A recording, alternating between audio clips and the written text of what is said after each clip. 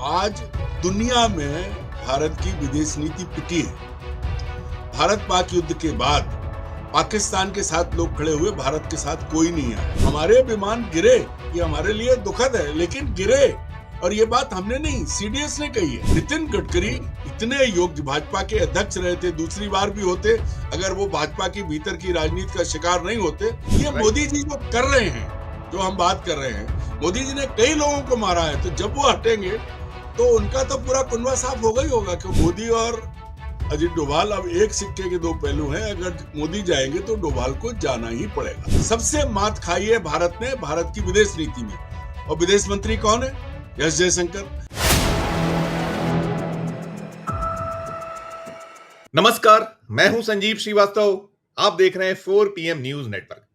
मित्रों, केंद्रीय गृह मंत्री और सहकारिता मंत्री, भारतीय जनता पार्टी जिन्हें अपना चाणक्य कहती है, ऐसे अमित शाह के रिटायरमेंट प्लान धमाके के बाद डॉक्टर मोहन भागवत जी का एक अलग बयान कि 75 के बाद जो कुर्सी है वो नए लोगों के लिए छोड़ दिया जाना चाहिए, इसकी जमकर मीमांसा हो रही है। लगातार दोनों ही जो है, चाहे वो अमित शाह हो और चाहे वे डॉक्टर मोहन भागवत हो, इनके बयानों की निरंतर कहीं विश्लेषण हो रहे हैं, मीमांसा हो रही है। और ये जो सब कुछ हो रहा है, सवाल ये भी उठ रहा है कि जो मशविरा संघ प्रमुख डॉक्टर भागवत ने दिया है, संकेतों में जो कुछ कहा है, क्या मोदी उसे फॉलो करेंगे? क्योंकि बहुत शीघ्र 17 सितंबर को नरेंद्र मोदी जी 75 वर्ष के हो जाने वाले हैं और उनके ठीक 6 दिन पहले डॉक्टर मोहन भागवत जी भी 75 की उम्र पूरी करने वाले हैं। तो ये जो रार है, तकरार है संघ और जो मोदी शाह की भारतीय जनता पार्टी है, ऐसे वक्त में जो उनका बयान आया है, तो सब कुछ जो चल रहा है, हम बहुत सारी बातें कर रहे हैं, बहुत सारे उसके अर्थ खोज रहे हैं या उसके विश्लेषण हो रहे हैं, लेकिन ये कोई नहीं सोच रहा है कि यदि मोदी चले गए तो फिर उनके जो निष्ठावान, उनसे जुड़े निष्ठावान लोग हैं, अमित शाह से जुड़े जो निष्ठावान लोग हैं, उन सबका क्या होगा? या मोहन भागवत जी ने कहीं 75 की आयु पूरी करने पर स्वयं इस्तीफा दे दिया, तो फिर संघ के जो प्रिय चेहरे हैं, पात्र हैं, उनका क्या होगा? तो जो सवाल है ये सारे के सारे, जैसे मैंने कहा कि हम लोग जो मीडिया है, प्लेटफॉर्म्स हम जैसे हैं, सब उस दिशा में सोच रहे हैं कि मोदी गए या मोहन गए तो कौन होगा अगला चेहरा, क्या हो सकता है। लेकिन इनसे जुड़े लोगों का क्या होगा, इस बारे में बहुत कम हमें नहीं दिखाई पड़ा है किसी ने सोचा हो। तो हमने सोचा कि आज इसी मसले पर, इसी विषय पर कहीं बातचीत की जाए और चला जाए एक बहुत बहुत खास मेहमान। पहले मैं उन्हें जोड़ूंगा। सबसे पहले जुड़ गए हमारे साथ है सीनियर जर्नलिस्ट अरुण दीक्षित साहब। आपका एक 4.5 दशक का अनुभव, नवभारत टाइम्स और अनेक जो मीडिया प्लेटफॉर्म है उसमें आप सेवाएं देने वाले, बहुत बारीक निगाह नजर रखने वाले और धुआंधार विश्लेषण करने वाले।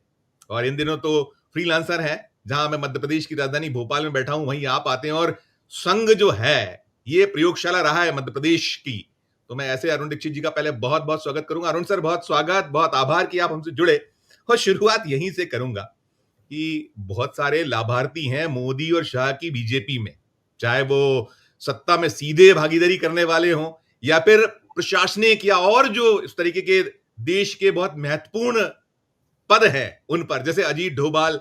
फिर हम बहुत सारे राज्यपालों की बात करें, बेहद बेहद प्रिय राज्यपालों में मनोज सिन्हा जम्मू कश्मीर, इधर मध्य प्रदेश में मंगू भाई पटेल, ऐसे बहुत लंबी फहरिस्त है। तो यदि अमित शाह, माफ कीजिएगा, यदि नरेंद्र मोदी जी झोला उठा के निकल गए, यदि अमित शाह साहब ने कुछ कदम उठा लिया, तो फिर इनका क्या होगा? शुरुआती टिप्पणी इन दो मसलों पर। मैं लगातार आगे इसी तरह की बात करूंगा। अरुण दीक्षित साहब।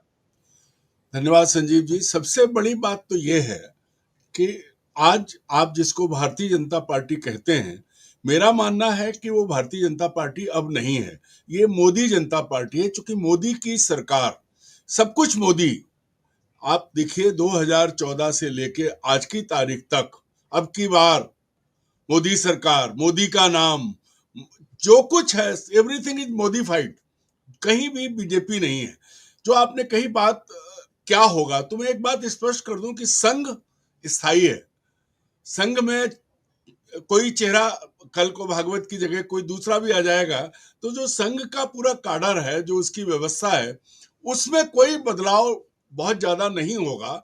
जो भी आएगा बीजेपी में, उसको संघ का आदर करना ही पड़ेगा। ये अलग बात है कि मोदी ने नहीं किया है, बहुत कुछ बदला है, लेकिन वही जो दूसरी और अहम बात है जिस पर आज आप और हम बात कर रहे हैं कि मोदी गए तो पूरी बिल्डिंग जो है वो रिनोवेट होगी, ताश के पत्तों की तरह फिर फेंटे जाएंगे, चाहे वो राज्यपाल हो, चाहे वो नौकरशाह हो, चाहे वो मंत्री हो, सब कुछ बदलेगा।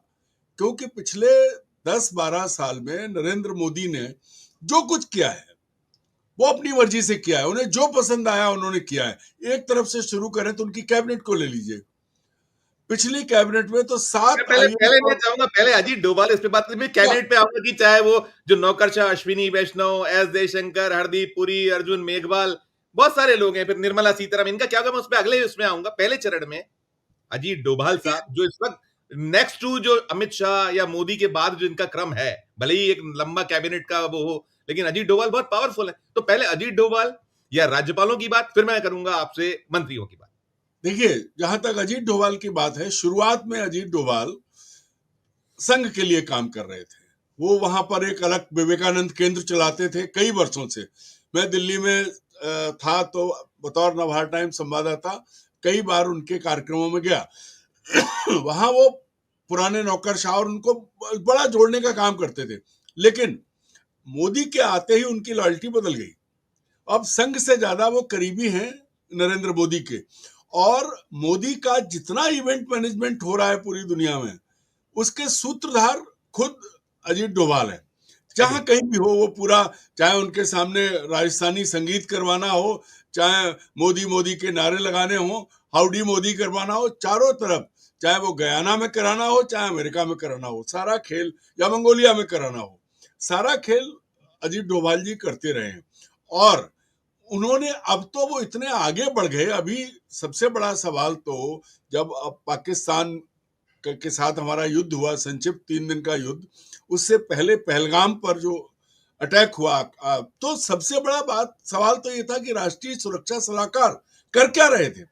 सवाल वहां आता है, देखिए एक चीज स्पष्ट करें आगे बढ़ने से पहले, पहलगाम अटैक में आरएसएस वालों ने, या आरएसएस वालों से हटके कहें तो अंधभक्तों ने, या ट्रोल मीडिया ने, या ट्रोल आर्मी ने सबसे पहले जम्मू कश्मीर की सरकार पर सवाल उठाया। लेकिन वास्तविकता यह है कि वहां कानून व्यवस्था जो है वो गृह मंत्रालय के अधीन है, जैसी दिल्ली में है, जैसी पुदुचेरी में है, या केंद्र शासित प्रदेशों में है। तो वहां तो जिम्मेदारी तो अमित शाह और अजीत डोभाल की होनी चाहिए थी, लेकिन नहीं हुई, आज तक पता नहीं है।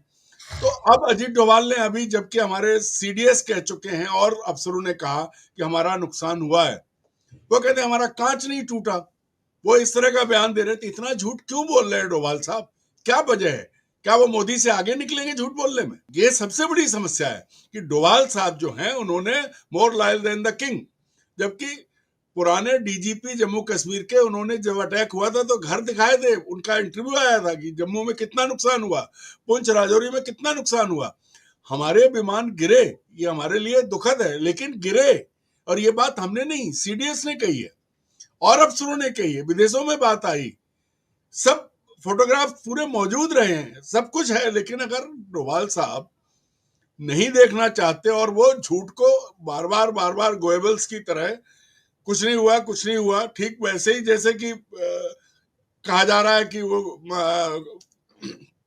अपने डोनाल्ड ट्रंप ने कुछ नहीं किया, जबकि वो 22 बार कह चुके कि मैंने युद्ध विराम कराया, मोदी जी ने आज तक उनका नाम तक नहीं लिया है। तो ये जो सार्वजनिक रूप से जो झूठ है, वो डोभाल और मोदी जी एकदम एक सिक्के के दो पहलू हो गए हैं। तो सबसे पहले जो आपने सही मैं कहा, आप कंप्लीट करिए, ये वाला इसी से जुड़ा सवाल, ये कंप्लीट करिए, एक सवाल का जी। सबसे बड़ा ये है कि अगर मोदी जाएंगे तो डोभाल साहब तो साथ साथ सबसे पहले जाएंगे। उनके लिए अब कोई, हालांकि पहले वो संघ के साथ थे तो उन पर कोई असर नहीं पड़ता, लेकिन अब वो पूरी तरह मोदीफाइड है। जो कुछ कर रहे हैं मोदी के लिए, उन्होंने मोदी को लार्जर देन लाइफ बनाने में जो भूमिका निभाई है, जिस तरह आप याद करिए जब 370 लगाई गई थी, तो जब आपने धारा 370 कश्मीर में लगाई थी तो आपको पॉलिटिशियन भेजने चाहिए थे। वहां कौन गया था? डोभाल साहब कहीं खाना करवा रहे थे, तो कहीं कुछ करवा रहे थे, लोगों के बीच घूम रहे थे, ऐसे कि जैसे वो एक पूर्व नौकरशाह नहीं है, वो एक राजनीतिज्ञ है। ये जो सबसे बड़ा सवाल है, चूंकि मोदी जी को एक आदत है प्रयोग करने की, तो एक लाइन में कहें, मोदी और अजीत डोभाल अब एक सिक्के के दो पहलू हैं। अगर मोदी जाएंगे तो डोभाल को जाना ही पड़ेगा, उनके लिए बिल्कुल, कोई बिल्कुल विकल्प आपने नहीं है। जी, बिल्कुल, आपने ये कहा तो चूँकि आपने पहलगाम की एक बात कही और हम देख पा रहे हैं। देखिए, जब पहलगाम हुआ था तो चौथे, 5वें, छठे दिन स्केच आ गए थे और बाद में जो डोभाल के अधीन आने वाला एनआईए, उसी ने उसको डिनाई कर दिया कि ये तो है ही नहीं ये लोग। तो आप बहुत सारे वहाँ कश्मीर में ऐसे मसले मामले, तो भद्द तो आपकी पिटी थी। अब मैं कहूँगा आपसे बात कि जो मैं बात कर रहा था राज्यपालों की, मनोज सिन्हा स्वयं हुए, आपने कहा कि वो तो वहाँ सरकार तो खुद मनोज सिन्हा ही है। इधर चला केंद्रीय गृह मंत्री अमित शाह साहब रहे, लेकिन वो हैं, फिर ऐसे बहुत सारे राज्यपाल हैं। इनका क्या होगा यदि मोदी साहब गए तो, अमित शाह गए तो? देखिए, पूरे देश में ऐसे राज्यपालों की आप देखिए, सबसे अहम भूमिका जो है पहले आनंदीबेन पटेल निभा रही हैं उत्तर प्रदेश में। उनको और AK शर्मा को उत्तर प्रदेश मोदी ने भेजा इसलिए था कि वो योगी आदित्यनाथ की लगाम कस सकें। फिर मध्य प्रदेश में मंगू भाई आए गुजरात से। इसी तरह से आप एक एक नाम लेके देख, मनोज सिन्हा लोकसभा चुनाव हार गए थे, तो उनको इनाम मिला कि उनको जो है जम्मू कश्मीर का राज्यपाल बनाया गया, लेफ्टिनेंट गवर्नर है वो वहां। क्यों? क्योंकि मोदी जी का विश्वास उनके ऊपर है या मोदी जी उन्हें पसंद करते हैं। ठीक ऐसे ही कोई भी राज्यपाल कहीं भी देखिए आप, उसकी व्यक्तिगत निष्ठा नरेंद्र मोदी के साथ है, तब तो वो उसको वहां पद मिला है, उसको बैठाया गया है। अन्यथा आप कहीं भी देख लीजिए, किसी को भी देख लीजिए, कोई नहीं है। अब आप तमिलनाडु में राज्यपाल जो हैं वो नौकरशाह थे, उन्होंने क्या नहीं किया। आप याद करिए, एक राज्यपाल जिन्होंने ममता बनर्जी का जीना हराम किया था, वो आज पुरस्कार पाके जो है वो उपराष्ट्रपति बने हुए हैं। अब जो दूसरे राज्यपाल वहां हैं, उन पे गंभीर आरोप लगने के बाद भी वो उनके साथ उन पर कोई कार्रवाई नहीं हुई है। क्यों? क्योंकि मोदी जी की पसंद है। तो जहां भी कैसे भी मोदी जी ने मणिपुर को लीजिए, मणिपुर में कितनी बुरी हालत है। सरकार गई, लेकिन अपने कैबिनेट के पूर्व जो नौकरशाह, वो तो सेना अधिकारी थे, सेना अध्यक्ष रहे थे, उनको वहां गवर्नर बना दिया। तो ये जो काम है, सिंगल हैंडेडली नरेंद्र मोदी जो चाहते हैं वो कर रहे हैं। और इन पे सब पे, क्योंकि कोई भी आएगा तो इतना तो तय है कि अगर मोदी हटेंगे तो अमित शाह तो नहीं आएंगे, और जब अमित शाह नहीं आएंगे तो फिर जो आएगा वो कम से कम अपनी और संघ की जो जिसको कहे जो नीतियां हैं, हालांकि संघ की नीतियों को इन्होंने भी काफी हद तक आगे किया है, ऐसा नहीं है कि, लेकिन उसमें घुसा सब कुछ है मोदी का, वो कहीं उसको क्रेडिट नहीं बेच देते। बेच अपने नाम से रहे, इसी को लेकर कहीं संघ को तकलीफ है कि उनको संघ खुश है, लेकिन आप सिर्फ और सिर्फ अपना नाम करते हैं तो वो बेचना उनको कहीं तकलीफदेह होता है संघ को। ये मान दूसरा मैं ये पूछूंगा अरुण सर कि जो मैं मंत्रियों की बात कर रहा था, केंद्र में जो मंत्रीगण है, अब देखिए बहुत क्लियर है, मैं आगे मुख्यमंत्रियों की बात करूंगा और भी बात करूंगा, लेकिन मैं मंत्रियों की कि आपका कोई ना तो मेरिट है, ना आपका कोई और ऐसा कुछ पुराना इतिहास। आज तो सिर्फ मोदी शाह ने जो चाहा है, मैं जिस कैबिनेट की बात करता हूं, केंद्र जो मोदी अधीन कैबिनेट है, उसमें आप उठाइए अश्विनी वैष्णव नौकरशाह, एस जयशंकर नौकरशाह, हरदीप पुरी नौकरशाह, अर्जुन मेघवाल नौकरशाह, ऐसी लंबी फहरिस्त। ना पसंद होने के बाद भी जो दूसरे नहीं पसंद है, उनकी रीति नीतियां पसंद नहीं है, उनके काम पसंद नहीं है, लेकिन वो छाए हुए हैं। तो ये भी कहीं ना कहीं जब ताश के 52 पत्ते पुनः फेंटे जाएंगे यदि मोदी गए, तो जैसा सब ये चल रहा है, तो अकॉर्डिंग फिर इन सब का क्या होगा? देखिए संजीव जी, बहुत अहम बात है। आज दुनिया में भारत की विदेश नीति पिटी है। भारत पाक युद्ध के बाद पाकिस्तान के साथ लोग खड़े हुए, भारत के साथ कोई नहीं आया। दूसरी बड़ी चीज, वो जिनको my friend Trump Narendra Modi कहते थे, वो पाकिस्तान के उस सेनाध्यक्ष को बुला के अपने साथ डिनर कराते हैं जो भारत के खिलाफ उसने एक तरह से युद्ध उसी ने शुरू कराया। और पाकिस्तान को क्या पद मिला है सुरक्षा परिषद में, वो कहां पहुंचा आपको कोई। तो सबसे बुरी चीज, सबसे जगह सबसे मात खाई है भारत ने, भारत की विदेश नीति में। और विदेश मंत्री कौन है? एस जयशंकर। अरे भाई, एक नौकरशाह पॉलिटिशियन नहीं हो सकता। जो जो सोच एक राजनीतिज्ञ की हो सकती है, वो एक नौकरशाह की नहीं हो सकती। हाँ, आपके सामने yes sir, right sir, okay sir करेगा, लेकिन जहां उसे चीन, मोदी ने कहा ना कोई घुसा था ना कोई घुसा है, घुसे बैठे हैं। आज भी गालवन घाटी में जो है, गलवान घाटी में चीन है, अरुणाचल पे चीन कर रहा है, चीन पाकिस्तान में घुस के अंदर तक आया है, आपने नहीं माना। कहीं भी आपको सपोर्ट नहीं मिला। छोटे छोटे देशों में एस जयशंकर घूम के आए, नीदरलैंड यात्रा पे गए थे, मैं वहां था नीदरलैंड में उस समय, कोई चर्चा तक नहीं, 50 लोग इकट्ठे हो गए, कार्यक्रम हो गया, विदेश मंत्री चले गए।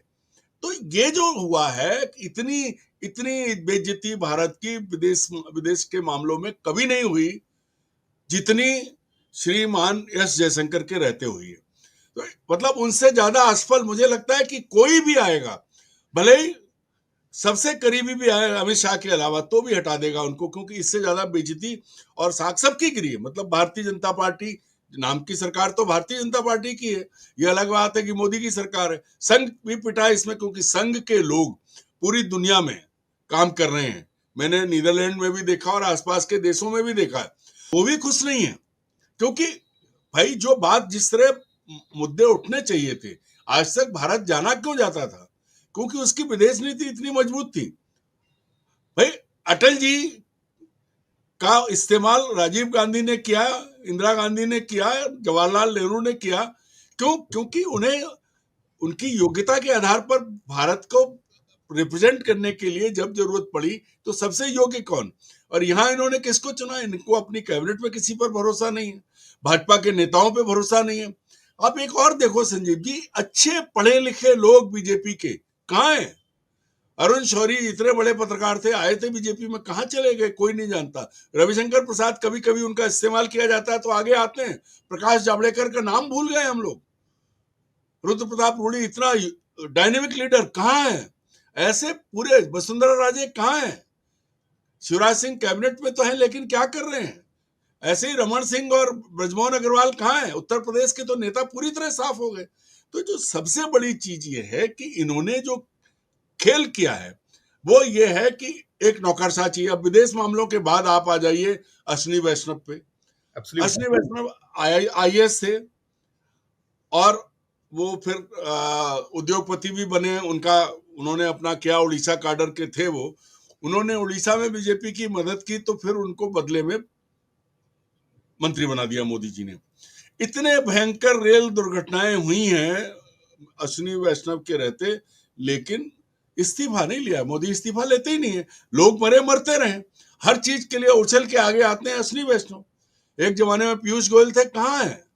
कहाँ है भूपेंद्र सिंह? कोई नहीं बोलता। बात करेंगे तो अश्विनी वैष्णव आएंगे, या फिर जो है हरदीप पुरी आएंगे, या फिर अर्जुन मेघवाल। हालांकि उनका ग्राफ अभी गिरा हुआ है। मजे की बात यह कि पिछली कैबिनेट में 19 से 24 तक 7 नौकरशाह जो है, जनरल साहब को मिला लें तो 8, ये सब उसमें जो थे मंत्री थे और सारे इंपॉर्टेंट। तो सबसे अहम बात है कि ये जो लोग हैं ये बीजेपी के लोग नहीं है। चूंकि नरेंद्र मोदी को कोई सवाल सुनने की आदत नहीं है, उनके मुंह से निकले और वो पूरा हो जाए। वो काम कौन करता है? वो काम नौकरशाह, चूंकि उन्होंने जिंदगी भर वही काम किया है। अपनी बात वो कम कहते हैं, सुनते ज्यादा हैं और अमल उसी पे करते हैं। Yes sir, right sir, okay sir, thank you sir, ये 4 सेंटेंस बोलता है नौकरशाह। तो जिनके नाम हम ले रहे हैं, चाहे उनमें यही स्थिति श्रीमती निर्मला सीतारमण की है। तो आप अर्जुन मेघवाल पहले बहुत एक्टिव थे, अब नहीं है बेचारे, वो राजस्थान से आते हैं। सबसे बुरी बात यह है कि इनके आगे पूरी कैबिनेट, राजनाथ सिंह रक्षा मंत्री हैं, जब इस्तेमाल किया नरेंद्र मोदी ने बोलने के लिए, तो पहले उन्होंने 2 छोटे स्तर की महिला अधिकारियों को आगे किया, फिर DGMO को आगे किया, रक्षा मंत्री को बोलने का मौका ही नहीं दिया। बहुत आखिर में जब कोई उपाय नहीं बचा, तब राजनाथ सिंह का एक बयान आया था। क्या मतलब है इसका? नितिन गडकरी इतने योग्य, भाजपा के अध्यक्ष रहे थे, दूसरी बार भी होते अगर वो भाजपा की भीतर की राजनीति का शिकार नहीं होते तो दूसरा टर्म भी पूरा करते। वो तमाशा भी हमने देखा था, कैसे भाजपाइयों ने मिलकर गडकरी की पूर्ति पर छापे डलवाए। तो अब आप किसी भी कैबिनेट में, और कौन है? आपने जो कांग्रेस से लिए लोग या दूसरों दलों से लाए हो, आप उनको आपने बैठाया हुआ है। ज्योतिरादित्य सिंधिया उनमें से एक है। ऐसे एक लंबी सूची है। बैसाखी की सरकार है तो आपके पास नायडू के लोग भी हैं, नीतीश के लोग भी हैं। आता हूँ मैं मेरे पास समय थोड़ी सी रहेगी तो मैं छोटे छोटे सवाल चाहूंगा। आपने सबसे बात बड़ी की, अब चीज पहले पहले हाँ कंप्लीट करिए। सबसे बड़ी चीज ये है कि चाहे जयशंकर, अश्विनी वैष्णव, हरदीप पुरी, निर्मला सीतारमन या अर्जुन मेघवाल या ऐसे लोग जो खांटी पॉलिटिशियन है, वो कहाँ है? वो कहाँ दिख रहे हैं आपको? सबसे बड़ी चीज यही है। और ये तो सब जाएंगे। Right sir, right sir, right sir. आपने चूंकि बात की नितिन गडकरी साहब की, देखिए हमने शुरुआत की थी कि अमित शाह साहब का वो अनायास रिटायरमेंट प्लान ऐलान, फिर उसके बाद मोहन भागवत साहब का 75, और फिर जो नई पीढ़ी को मौका देने की तो तीसरी, अभी इन सब के बीच में नितिन गडकरी साहब ने बड़ा अहम बात कही है, उसमें भी एक छोटी सी टिप्पणी फिर मैं और आगे करता हूं बात। देखिए संजीव जी, नितिन जी जो हैं वो लगातार बोलते रहे। उनको नरेंद्र मोदी जी ने बिल्कुल, चूंकि नागपुर से हैं, बाहर तो नहीं कर पाए जैसे जावड़ेकर को कर दिया, लेकिन उनको ऐसे ठंडे बस्ते में, कोल्ड स्टोरेज में डाला हुआ है। उसके बावजूद चूंकि सड़क उनके पास है तो वो कभी कभी अक्सर अपनी बात कहते रहते हैं और कई बार मजाक सड़क में सड़क हंस पर हंस आ के बात जाते करते हैं, हैं। सड़क पर आ जाते हैं सीधे सीधे हाँ, बाएं वो आगे आ जाते हैं। वही अभी अभी जब नरेंद्र मोदी जी गरीबी रेखा, गरीबों के खत्म होने, 25 करोड़ गरीबों के ऊपर आने की बात कर रहे थे, तब गडकरी जी का एक बयान सुना था कि अमीर अमीर हो रहे हैं, गरीब गरीबी हो रहा है, गरीबी बढ़ रही है। ये भी बात आई थी। अब जो उन्होंने कहा है, उन्होंने पहले भी कहा था कि पोस्टर छपवाने और देने से चुनाव नहीं जीते जाते। वो सारी बातें खरी खरी करते हैं। अभी की जो बात है वो भी वही साफ है कि उड़ो मत, खुदा नहीं हो आप। बिल्कुल, ये बिल्कुल। जमीन ये पे रह के भाव भाव है, उसमें भाव है, उसमें भाव है। वो जो वही- जो भाव जिस अंदाज में डॉक्टर मोहन भागवत ने पहले कहा था कि ईश्वर तुल्य ना होइए, मर्यादा ना खोइए, अपनी भगवान मत जद हद में बनिए। रहिए, जो संकेत वो करते हैं। अरुण सर, मैं इसमें और पूछूंगा, आपने ये तो कहा गडकरी के बारे में। गडकरी देखिए बहुत बेबाक और साफ बात करते हैं। वो कहते हैं वो भी झूला उठा के जाने के लिए सदैव तैयार रहते हैं, उनको कोई चिंता नहीं है, कम से कम सत्ता नहीं, की। संजय मैं जी एक बात और कहूंगा। प्लीज जब प्लीज 2012 में उनको रोका गया था दोबारा अध्यक्ष बनने से, और तब ठाकुर राजनाथ सिंह, मैं इस्तेमाल कर रहा हूं, ठाकुर राजनाथ सिंह भाजपा के दोबारा अध्यक्ष बने थे, और उस समय डंके की चोट पे ठाकुर दिग्विजय सिंह ने उनकी मदद की थी। ये बात दिग्विजय सिंह खुद कह चुके हैं कि बोले मैं तो, मुझे औरंगजेब की औलाद कहा था इसलिए मैंने, तो वो पूर्ति पे छापा पड़ा, लेकिन कुछ नहीं निकला। बस ये हुआ कि वो दोबारा भाजपा के अध्यक्ष नहीं बन पाए, उनकी जगह राजनाथ बन गए। तो ये जो गेम है, ये जो चीजें हैं, तो नितिन गडकरी के पर अभी तक कहने को कोई कुछ कह ले, वो लांछन नहीं लगे हैं। जो जो चीजें, आप ठीक है, आज कोई नरेंद्र मोदी पर भ्रष्टाचार के आरोप की बात नहीं करता, लेकिन सब जानते हैं कि सब कुछ अडानी के पास चला गया है। सब जानते हैं कि अंबानी का पेट बड़ा हो रहा है। तो ये चीजें साफ हैं। राइट गडकरी राइट, पर कोई उंगली नहीं उठा पाया है, बिल्कुल और बिल्कुल। वो उनका नजरिया बहुत क्लियर है। साफ साफ, और वो है ऐसे लीडर हैं, ऐसे नेता हैं, ये कई बार माना गया है, कहा गया है, और सबने उनके विरोधी भी मानते हैं कि वो विजनरी लीडर है मोदी की तुलना में। इसमें वो अगर 1000 है तो ये 50 है। ऐसी बातें बार बार हमने सुनी। मैं अरुण जी पूछूंगा आपसे, चूंकि मैं एक बार बार एक कह रहा एक नाम हूं। और जुड़ता है, एक नाम और जुड़ता है, वो संजय जोशी का है। जी संजय हाँ, जोशी की जी हाँ, राजनीतिक हत्या, संजय जोशी की राजनीतिक हत्या जो है, वो कैसे हुई, कहां हुई, उसमें मध्य प्रदेश की बड़ी भूमिका थी, हमने आपने देखा है। जी हाँ, और आज भी नरेंद्र मोदी संजय जोशी को मुख्यधारा में नहीं आने दे रहे, क्योंकि उन्हें मालूम है कि संजय जोशी सबसे योग्य और अच्छा, अच्छी पकड़ पैठ रखने वाले उनकी भाजपा में भी है और संघ में भी है। तो इसलिए उनको ऐसा कर दिया कि, लेकिन आज भी लोग उनके साथ जुड़े हुए हैं। तो ये राइट। मोदी जी जो कर रहे हैं, जो हम बात कर रहे हैं, मोदी जी ने कई लोगों को मारा है, तो जब वो हटेंगे तो उनका तो पूरा कुनबा साफ होगा ही होगा, क्योंकि जो उनकी पूछ पकड़ कर आए हैं, जो उनके उस राइट, पे आए हैं, उनको तो जाना पड़ेगा। बिल्कुल बिल्कुल। मैं यही सवाल, देखिए संजय जोशी इसलिए तो रोका पड़ा है, अध्यक्ष पद का चुनाव क्यों नहीं हो पा रहा है, जो एक औपचारिकता है, इसलिए नहीं हो पा रही कि संजय जोशी चाहता है संघ और नहीं चाहते हैं मोदी शाह। खैर वो आ जाएगा सामने, कुछ जल्द आने हैं कि क्या होगा क्या नहीं होगा। संजय जोशी मुख्य भूमिका में आ सकते हैं, बार बार आ रहा है, तो आने वाले दिनों में साफ होगा कैसे आएंगे, क्या आएंगे, वो खुलेगा। मैं आपसे जो बात कर रहा था, आपने हटने हटाने, ताश के 52 पत्ते फेंटने की बात की, पुनः उसी चीज को दोहरा रहा हूं। पर्ची वाले मुख्यमंत्री, आप गुजरात से शुरू करिए, गुजरात, मध्य प्रदेश, राजस्थान, छत्तीसगढ़, फिर उत्तराखंड, उड़ीसा, लाइन से इतने राज्य, और इसके साथ में असम के मुख्यमंत्री का क्या होगा? हेमंत बिस्वा शर्मा, जो कहीं दो नावों में सवारी करते हैं, वो इधर भारतीय जनता पार्टी मोदी शाह के भी दिखना चाहते हैं, तो संघ को भी जो लाइन है उस पर भी कहीं बढ़ते दिखते हैं। इन सबका क्या होगा? ये लाइन से जो पर्ची वाले मुख्यमंत्री पहली बार के और सबको कहीं ओवरलुक करके, नजरअंदाज करके, वही जो मेरिट को मार कर आने वाले लोग, इन सबका क्या होगा? देखिए, सारे राज्यों में देखिए, महाराष्ट्र से शुरू करिए। महाराष्ट्र में बीजेपी की लीडरशिप बहुत बड़ी थी। और गुजरात में तो मोदी जी ने जब खुद मुख्यमंत्री की कुर्सी से हटे, तो उस वक्त जो सीनियर मोस्ट लीडर्स थे सारे, सुरेश मेहता का नाम याद आता है, और सारे लोग जो हैं वो आज कहाँ हैं? सबको खत्म किया। आनंदीबेन पटेल को मुख्यमंत्री बना के आए। जब उनसे नहीं चला तो फिर विजय रूपाणी को लाए। विजय रूपाणी भी पहली दूसरी बार के विधायक थे, और जब उनसे उनको हटाना था तो पहली बार के विधायक, जो कि बताया जाता है कि वो आनंदीबेन पटेल के सबसे करीबी थे, उनका काम काज देखते थे, भूपेन पटेल को आपने मुख्यमंत्री बनाया। राजस्थान आइए आप, गुजरात तो आपका, चूंकि वो मोदी की रियासत है, बीजेपी नहीं है, कुछ नहीं, वो तो सब कुछ मोदी और शाह का है, जो कुछ होगा उनकी मर्जी के बिना नहीं होगा। राजस्थान में बड़े बड़े नेता थे, वसुंधरा राजे जैसा व्यक्तित्व, मोदी से सीनियर, लेकिन आप किसको लाए? भजन लाल को। भाई कोई नहीं कुछ बोल पाया, नाम दे दिया गया, ऊपर कहने को कहा गया संघ की पसंद है। उसके बाद आगे अभी दिल्ली ले लीजिए, सारे दिल्ली में जो बड़े बड़े नेता, छत्तीसगढ़ की बात, आप राज्यों से आ रहे, चलिए चलिए कंटिन्यू। नहीं, उससे पहले हरियाणा ले लीजिए। हरियाणा में पुराने नेता जो हैं वो सब किनारे हो गए थे, पहले खट्टर जी आ गए, फिर सैनी जी आ गए। ऐसा ही इन्होंने पिछले टर्म में हिमाचल में किया था, जयराम ठाकुर को लाए, पुराने नेताओं के तो चुनाव हार गए। दिल्ली में यही है। उत्तराखंड में तो हारे हुए धामी को जो है उसको दोबारा बना दिया। ये यहां से आगे चले, अकेले उत्तर प्रदेश में ये कुछ नहीं कर पाए, चाहे आनंदीबेन पटेल को लगा दे, चाहे ए के शर्मा को लगा दे, वहां योगी आदित्यनाथ डटे हुए हैं। आगे बढ़े तो उड़ीसा में भाजपा का पुराना वो था, लेकिन मुख्यमंत्री कौन बना? जिसे इन्होंने पसंद किया।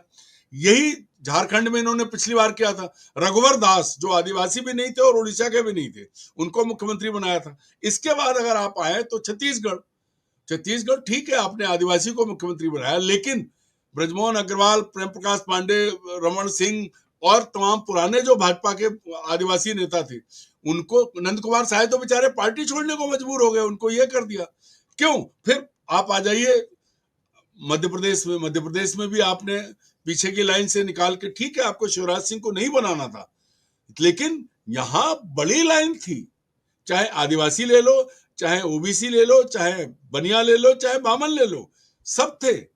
लेकिन आपने बड़े ताव से आपने कैलाश विजयवर्गीय, प्रहलाद पटेल और सबको भेजा था, लेकिन उनको आपने बेइज्जत करके किनारे कर दिए। नरेंद्र सिंह तोमर, सब ये सारे लोग आए जो मध्य प्रदेश भारतीय जनता पार्टी के अध्यक्ष थे।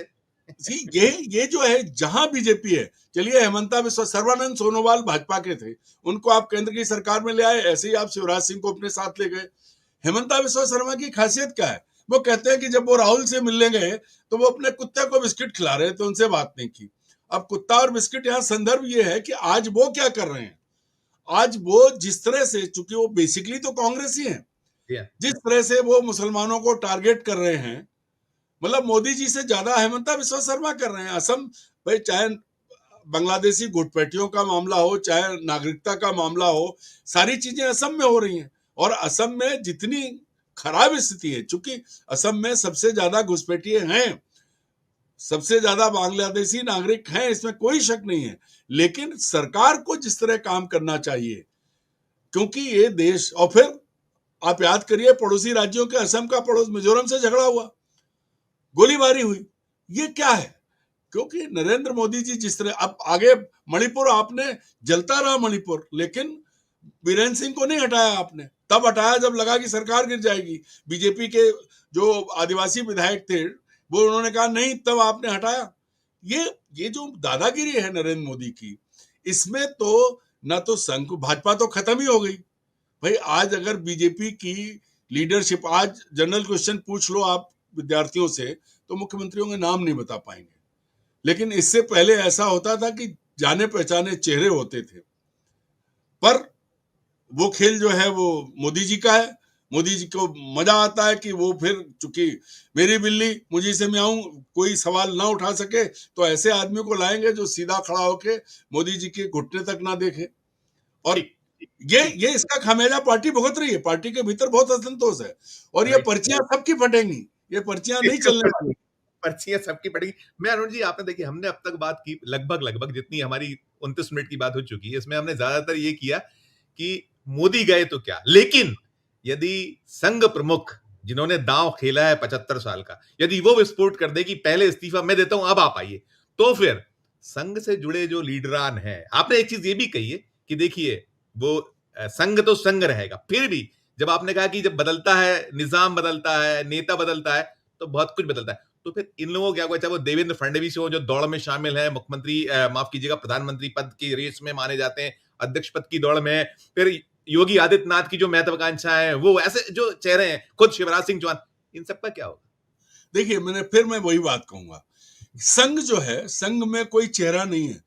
आप समझ लीजिए कि मोहन भागवत भी जब तक हैं, वैसे छोटे तो छोटे संघ, जवाब दीजिएगा, लेकिन सार घर भी तो जितना आप दे सकते चलेगा। जी। संघ में आजीवन मुखिया होता है, उन पर कोई सवाल नहीं उठाता। तो मुझे नहीं लगता कि भागवत जी जो हैं, मोदी को ये बताने के लिए कि 75 पर ये फैसला, एक बात और सब लोग ध्यान से जान लें, ये बहुत अहम बात है, 75 का फार्मूला संघ नहीं नरेंद्र मोदी लाए थे, और इसी फार्मूले पे वहां तो कोई उन्होंने आयु है ही नहीं, वहां तो आयु है ही नहीं, वहां तो जब तक आप बिल्कुल स्वस्थ हैं, आप शारीरिक मानसिक तौर पर आप करते रहिए। हमने संघ बहुत का, लंबी लंबी कहानियां देखी। संघ की जो एक व्यवस्था है, वहां व्यक्ति नहीं है, वहां संस्था है। ये ठीक है कि कुछ फर्क पड़ेगा, लेकिन ये नहीं हो सकता कि संघ से जुड़े हुए जो लोग हैं उनको आप डस्टबिन में डाल देंगे, नहीं होगा। भूमिकाएं थोड़ी बहुत बदलेंगी, लेकिन जो डोभाल और इन सबके साथ होने वाला है, वो संघ की पसंद के किसी भी व्यक्ति, नेता, स्वयंसेवक या पदाधिकारी के साथ नहीं होगा, क्योंकि संघ संघ है, संघ व्यवस्था से चलता है, व्यक्ति से नहीं चलता है। Right sir, right. मैं अंतिम सवाल करूंगा अरुण सर, दो चीजें बहुत महत्वपूर्ण। एक तो आपकी बात का पूरा सार ये निकलता है कि खरबूजा तो इस समय यदि कोई है तो वो अमित शाह और नरेंद्र मोदी है। खरबूजा छुरी पे गिरे, छुरी खरबूजे पे गिरे, कटना उनको। एक चीज आपकी बात से सार निकलता है, एक। यही है, यही सच है। और नंबर दो कि फिर बैसाखियों क्या होगा यदि ये निजाम बदलता है। आज मोदी जिस तरीके से कैप्चर करे बैठे हैं, वो बदल गए, तो फिर नीतीश कुमार और चंद्रबाबू नायडू, ये इन लोग का रुख रवैया क्या होगा? क्योंकि हम तो सारा हाइपोथेटिकल है जिसपे देश चर्चा कर रहा है कि यदि ऐसा हुआ तो ऐसा, ये हुआ तो ये, तो फिर आखिरी अंतिम देखिए जवाब का सवाल मेरा। संजीव जी, ये काल्पनिक सवाल नहीं है, क्योंकि ये सवाल सामने खड़ा है। आज नीतीश ने साथ इसलिए दिया कि वो, उनके पास पर्याप्त कम एमएलए होने के बाद भी मोदी ने उन्हें मुख्यमंत्री बना के रखा है, इसलिए।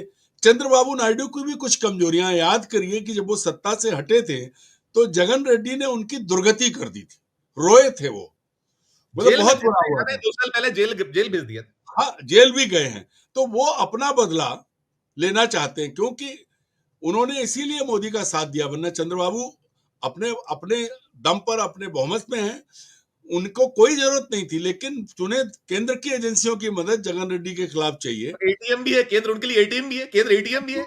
एटीएम भी है राज्य के लिए। और दूसरा, ये बात कम लोग जानते हैं कि मोदी के इशारे पर जगन रेड्डी इसलिए भी आते हैं क्योंकि वो मुसलमान के साथ साथ ईसाई, मुसलमानों के बाद ईसाई कौम सबसे ऊपर आगे है।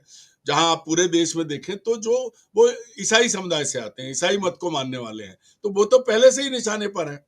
अब नायडू जी जो हैं, अपना बदला मोदी जी के साथ मिलकर, एक तो राज्य में अपनी साख कायम करना, पैसा लेना, सहायता लेना, और उसके बाद रेड्डी को निपटाना है इस काम के लिए। और वो, मुझे लगता है कि अगर उनको जरूरत पड़ी तो जो आएगा उसके साथ खड़े होंगे।